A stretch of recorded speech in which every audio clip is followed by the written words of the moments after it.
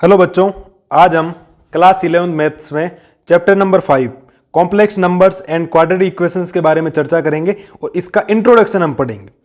अब एक्चुअल में quadratic equation आपने पिछले साल पढ़ा था कि मैं अगर कोई एक क्वाड्रेटिक इक्वेशन लिखता हूं तो एक्स स्क्वायर प्लस 1 इक्वल में लिखा 0 और एक में लिखता हूं एक्स स्क्वायर माइनस का 1 इक्वल में क्या लिख दूं, मैं 0 लिख दूं। यहां से आप देखो कि एक्स स्क्वायर इक्वल में हो जाएगा, माइनस का जब ट्रांसफर होगा प्लस का हो जाएगा।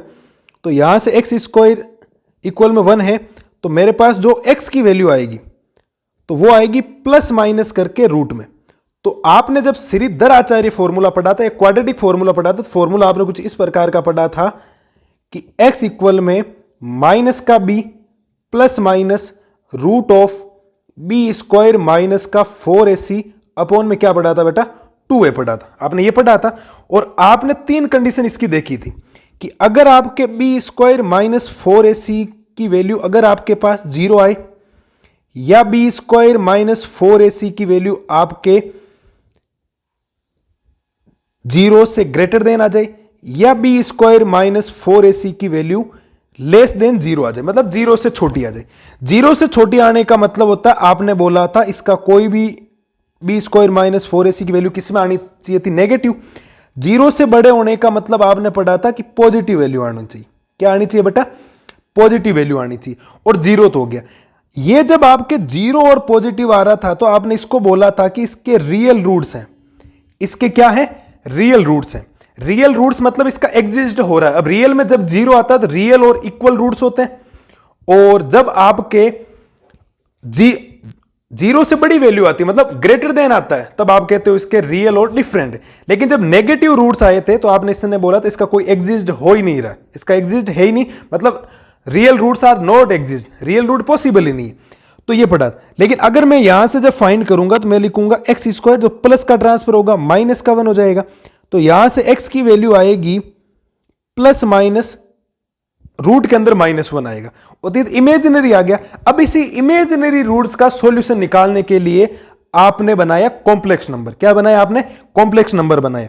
तो जब आपके कॉम्प्लेक्स नंबर है तो आपको पता है कि जो भी कोई कॉम्प्लेक्स नंबर है, कॉम्प्लेक्स नंबर, उस कॉम्प्लेक्स नंबर में 2 टाइप की वैल्यू होती। कितने 2 टाइप की वैल्यू में एक आपके हुआ करता था रियल नंबर और एक हुआ था इमेजिनरी नंबर। एक रियल नंबर होता है, एक इमेजिनरी नंबर होता है। रियल नंबर तो आप सब जानते हो कि जो भी रेशनल और इरेशनल होते हैं। रियल में कौन कौन से नंबर आते हैं, एक आता है रेशनल और एक आता है आपके इरेशनल नंबर। ये हमारे पास रियल होते हैं। लेकिन इमेजिनरी के अंदर रूट के अंदर जैसे माइनस का 2 आ गया, रूट के अंदर माइनस का 3 आ गया, रूट के अंदर माइनस का 4 आ गया, रूट के अंदर माइनस का 5 आ गया। ये जितने भी नंबर्स होते हैं उसको हम बोलते हैं इमेजिनरी नंबर्स। क्या बोलते हैं, इमेजिनरी नंबर्स। लेकिन इस इमेजिनरी नंबर्स का सॉल्यूशन ढूंढना है, क्योंकि मैंने कहा कि अगर इमेजिनरी है तभी आप कॉम्प्लेक्स नंबर निकाल पाओगे। तो मैं इसको थोड़ा सा आगे बढ़ाऊं तो मैं इस 2 को लिख सकता हूं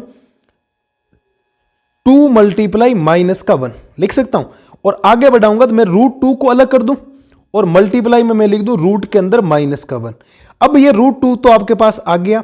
ये जो रूट के अंदर जब भी आपके पास -1 दिखाई देगा, रूट के अंदर क्या दिखाई देगा, माइनस का 1, इसी को बेटा हम बोलेंगे आयोटा। क्या बोलेंगे, आयोटा। ये आपका क्या है, ये आपका आयोटा है।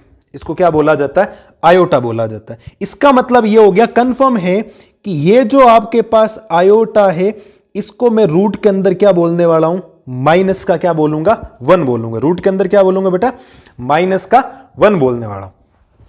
अब मैं अगर रूट 3 है, रूट 3 को मैं लिख सकता हूं 3 मल्टीप्लाई माइनस का 1। ठीक है, तो रूट 3 तो हो गया अलग, मल्टीप्लाई रूट के अंदर आ जाएगा ये माइनस का 1। तो इसके बाद सॉल्यूशन जब आएगा तो ये हो जाएगा रूट 3, और रूट के अंदर -1 का मतलब है आयोटा। रूट के अंदर -1 का मतलब क्या है, आयोटा हो जाएगा। अब जब -4 नजर आएगा तो आपके दिमाग में यह आएगा कि मैं इसको माइनस का 2 लिख सकता हूं।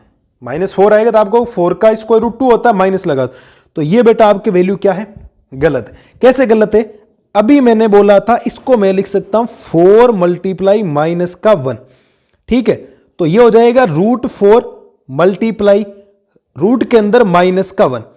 ठीक है, ये तो हो गया 2 4 √4 को मैं क्या लिख सकता हूं 2, और रूट के अंदर -1 का मतलब मेरा क्या हो जाएगा बेटा, आयोटा हो जाएगा। इसका मतलब -4 की जो वैल्यू होती है वो होती है 2 आयोटा। 5 लिख रखा है, तो अब मेरे को पता है मैं रूट के अंदर 5 लगा सकता हूं और इस माइनस के लिए पीछे क्या आ जाएगा, आयोटा आ जाएगा। इन्हीं वैल्यूज का सॉल्यूशन करने के लिए हमारे पास एक कॉम्प्लेक्स नंबर बना है। क्या बना है, कॉम्प्लेक्स नंबर पड़ा।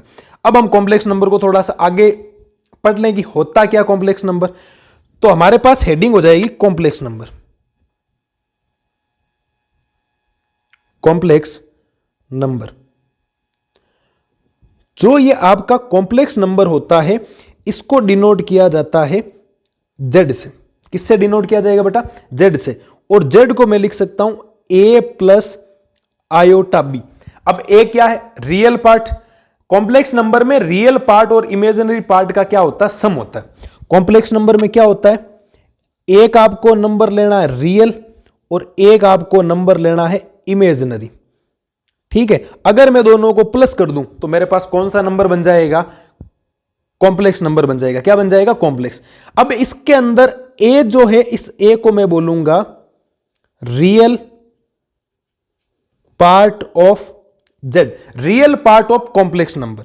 तो इसको शॉर्टकट में लिखने का सिस्टम ये हो जाएगा, रियल का RE ले लो और शॉर्टकट में लिख दूंगा मैं z। और ये जो b है, b के साथ आयोटा, इसका मतलब ये हो गया इमेजिनरी पार्ट। तो आप लिख दोगे इसको imaginary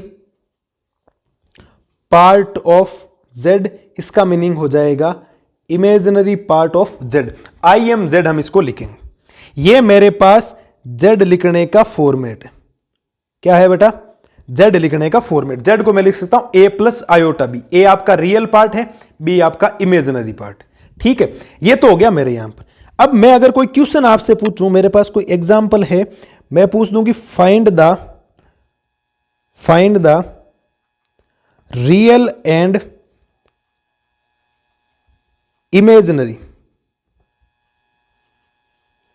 imaginary part of following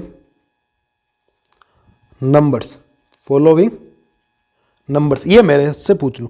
और इसमें मैं आपको क्वेश्चन नंबर फर्स्ट पूछ लूं, क्वेश्चन नंबर फर्स्ट लिख दूं मैं, मेरे पास है 3 + 4 आयोटा। ये मेरे पास कोई एक नंबर है।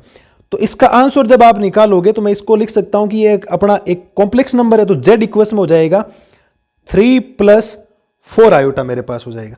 ठीक है, यहां से मेरे को एक तो रियल पार्ट चाहिए। तो रियल पार्ट को मैंने क्या बोला था कि real part of z, real part of z का मतलब हो जाएगा ये रहा आपके यहां पर 3। ठीक है, ये हो जाएगा आपका यहां पर 3। और मैंने पूछा इसका इमेजिनरी पार्ट, तो इमेजिनरी पार्ट ऑफ z, तो ये हो जाएगा 4। आयोटा कभी भी आपको साथ में नहीं लेना। क्या नहीं लेना, आयोटा साथ में नहीं लेना। इसका मतलब प्लस का ही लेना, प्लस है तो प्लस, माइनस का है तो माइनस। इसके बाद एक क्वेश्चन और देख लेते हैं। एक क्वेश्चन अगर मैं सेकंड क्वेश्चन इसके अंदर लिखूं आपके सामने, तो सेकंड क्वेश्चन हो जाएगा ओनली फॉर, मैंने लिख दिया 3। मैंने ओनली फॉर क्या लिख दिया, इसमें मैं आपसे रियल और इमेजिनरी पूछ रहा हूं। तो z की वैल्यू हो जाएगी आपके पास 3 प्लस, जो आया नहीं है उसको लिख दो 0 आयोटा। क्या लिख दो, 0 आयोटा। तो z की वैल्यू, अब मेरे से इसमें अब इमेजिनरी और रियल बताना, तो मैं यहां लिखूंगा कि real part of z, real part of z तो है 3, वो ये जिसके साथ आयोटा नहीं है वो रियल पार्ट है।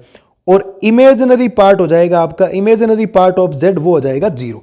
एक एग्जाम्पल और लिखते हैं, और एक एग्जाम्पल ऐसा लिखते हैं थर्ड वाला, जिसके अंदर मैं लिख दूं -5 आयोटा। क्या लिख दूं, -5 आयोटा मैं आपके सामने लिख दूं। तो इसका जब आप आंसर लिखोगे तो मैं z की वैल्यू लिखने वाला हूं, अब 0 आई नहीं, कोई रियल पार्ट आई नहीं, मैं लिखूंगा 0 -5 आयोटा। तो अब मेरे से कोई पूछेगा कि रियल पार्ट ऑफ z, तो रियल पार्ट ऑफ z यानी 0, और मेरे से कोई पूछेगा इमेजिनरी पार्ट ऑफ z, तो वो आएगा -5।